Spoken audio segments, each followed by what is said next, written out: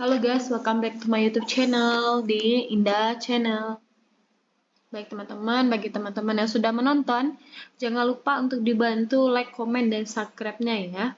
Nah teman-teman, hari ini saya mau berbagi tentang review ulang administrasi dan pertanggungjawaban pelaksanaan pemberian makanan tambahan atau PMT berbahan pangan lokal bagi ibu hamil dan balita.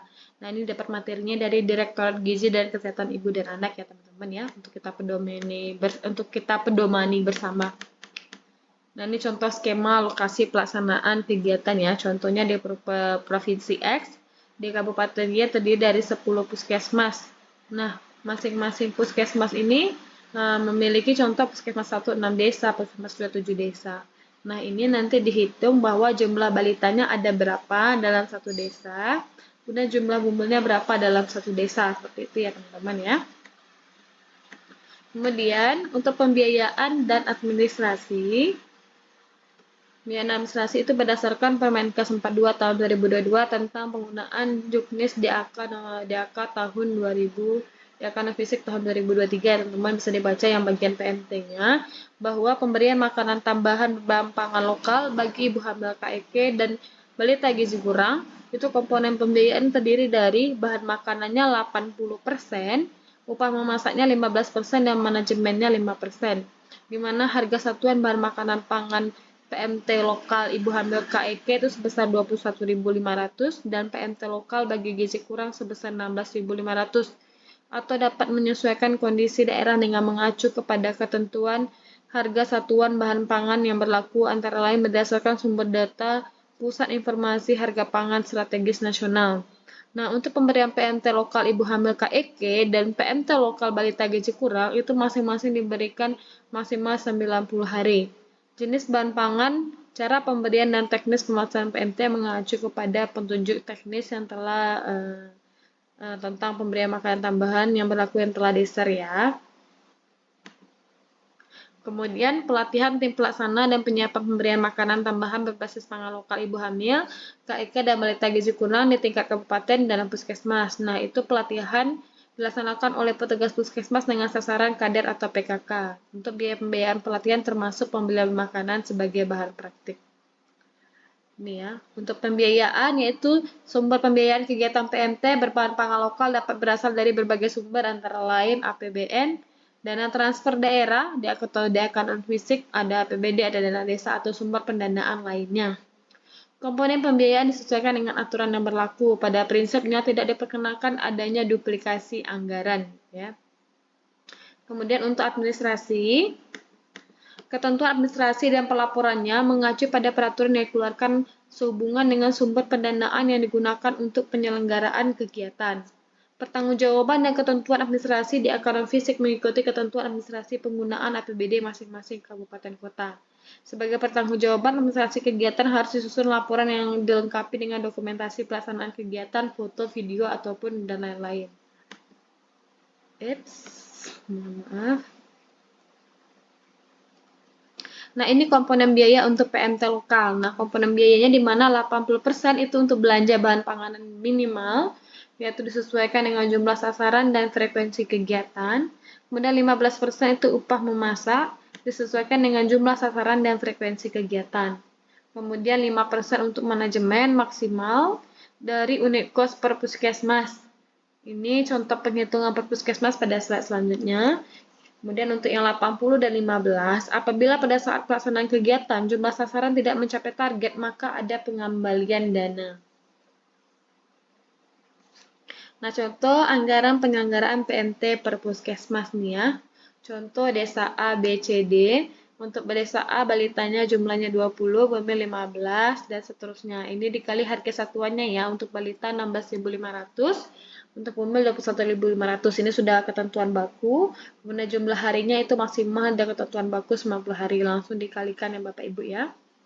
Nah, untuk 20 balita sekian jumlahnya, untuk 15 ibu hamil sekian. Nah, total jumlahnya adalah 236.655. Itu cara penghitungannya. Untuk kategorinya, komponen bahan makan minimal itu 80% dikali total tadi. Itu 189. Kemudian komponen jasa minimal, jasa maksimal 15%. Itu tadi ya, sudah ya, totalnya maksimal 35 juta dan komponen administrasi 5% itu 11 juta. Totalnya pas ya teman-teman ya. Lalu bagaimana jika jumlah sasaran tidak sesuai target?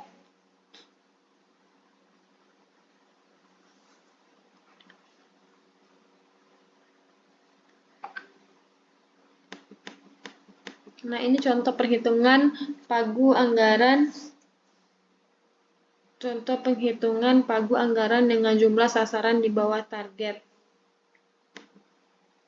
Nah, ini ya jumlah sasarannya, harga satuan dan jumlah makannya. Sekian ya teman-teman ya, bisa diikuti.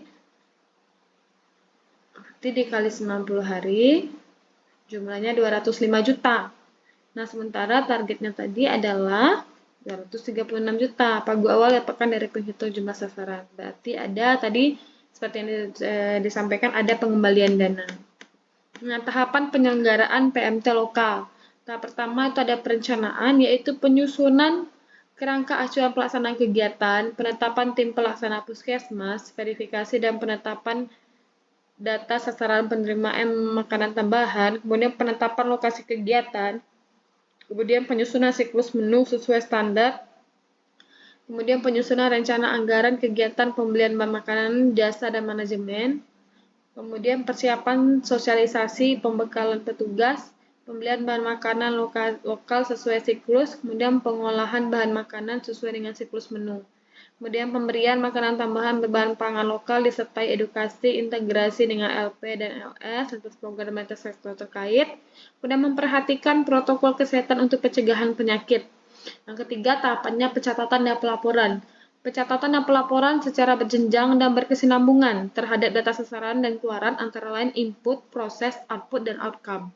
Kemudian pencatatan dan pelaporan dilakukan dari tahap penentuan sasaran sampai dengan berakhirnya intervensi PMT. Itu ya teman-teman, ada 3 tahapannya.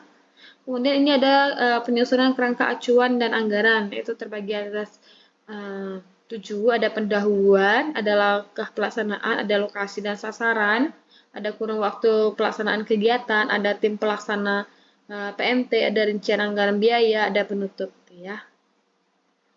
Nah, kemudian penetapan tim pelaksana dilakukan oleh Kepala Puskesmas, terdiri dari unsur pemerintah kabupaten kota, puskesmas, pemerintah desa atau kelurahan, tokoh masyarakat, PKK, Dasawisma, Karang Taruna, masyarakat umum, itu kelompok tani atau warung lokal dan lain-lain ya. Dibuat contoh SK-nya. Di sini ada Kop Puskesmas, ada keputusan Kepala Puskesmas tentang pembentukan pelaksana kegiatan pemberian makanan tambahan, ibu hamil, KIK, dan balita ya, menimbang mengingat, kemudian memutuskan ini ya, diisi semuanya.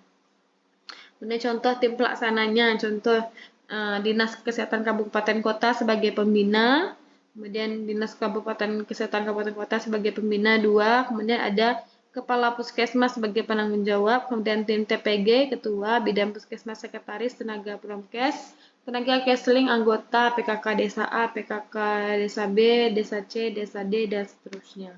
Ini disesuaikan ya, kalau ada 10 desa ya berarti ada sampai 10 desa dibuat, kalau ada cuma 2 desa ya cuma 2 desa. Begitu ya, tergantung wilayah kerja masing-masing puskesmas. Jadi itu sudah formatnya ya untuk SK pelaksana. Kemudian pertanggungjawaban. Nah, ini ya mungkin yang banyak ditanya-tanya sama teman-teman sekalian. Pertanggungjawaban yang pertama, laporan keuangan. Untuk pembelian bahan pangan yang 80% tadi, itu ada kwitansi, nota pembelian, dan bukti setor pajak sesuai dengan peraturan perpajakan yang berlaku. Kemudian untuk jasa penyelenggaraan makanan, yaitu tanda terima uang jasa penyelenggaraan dan daftar hadir tim pelaksana PMT masing-masing desa. Kemudian yang ketiga ada manajemen yang 5%, itu ada kwitansi dan nota pembelian ATK, materai dan fotokopi dan lain-lain untuk kebutuhan manajemen ya teman-teman ya. Yang kedua ada laporan pelaksanaan fisik. Daftar penerima PMT berbasis pangan lokal untuk ibu hamil KIK ditandatangani oleh sasaran atau orang tua sasaran.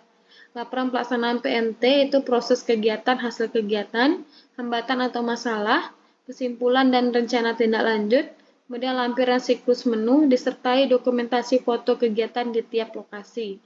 Kemudian rekapitulasi hasil penimbangan berat badan balita sasaran setiap 1 minggu selama pelaksanaan kegiatan, Kemudian rekapitulasi hasil penimbangan berat badan ibu hamil setiap 1 bulan selama pelaksanaan kegiatan. Itu ya laporan pelaksanaannya. Ada rekapitulasinya. Jadi untuk mengetahui bahwa apakah ada perbaikan atau penambahan berat badan, ya teman-teman ya. Kemudian untuk pembelian bahan makanan. Nah, yang pertama, bendahara puskesmas meminta persetujuan kepada kepala puskesmas untuk mengeluarkan anggaran sesuai dengan KAK dan rencana anggaran biaya masing-masing desa atau lokasi. Contoh desa A, balita 18, ibu hamil 12. Ini contohnya 49 juta ya. Komponen bahan makanan tuh otomatis 80%-nya sekian ya, 39 juta. Maka bendahara puskesmas mengeluarkan persekuat kerja untuk pembelian bahan makanan yang diperlukan sesuai anggaran yang tersedia kepada PJ PMT desa. Kemudian PJ PMT bersama dengan penyelenggara PMT di desa membelanjakan bahan makanan sesuai dengan siklus menu yang telah disusun. Perlu bukti belanja berupa kwitansi dan nota pembelian.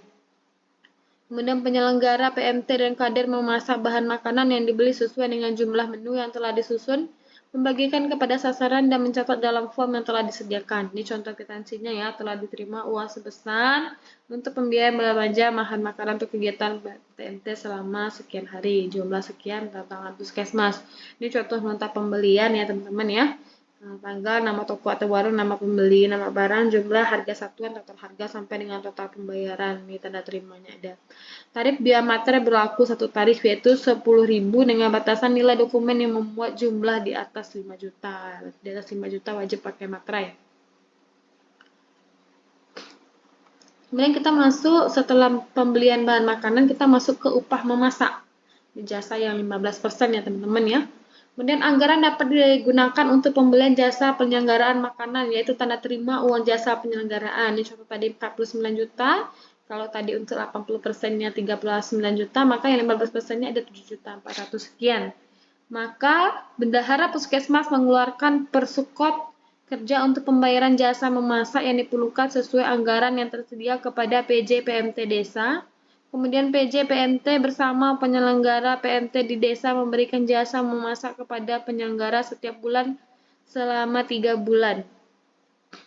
Contoh tanda terima uang jasa memasak, ini daftar pembayaran jasa penyelenggara makanan, puskesmas, kabupaten kota, kemudian pembayaran, ya, nama pemasaknya, nama desa, jumlah diterima, dan tanda tangan. Ini ada mengetahui kepala puskesmas dan yang membayar adalah bendahara puskesmas. Jadi di sini ada format-formatnya ya.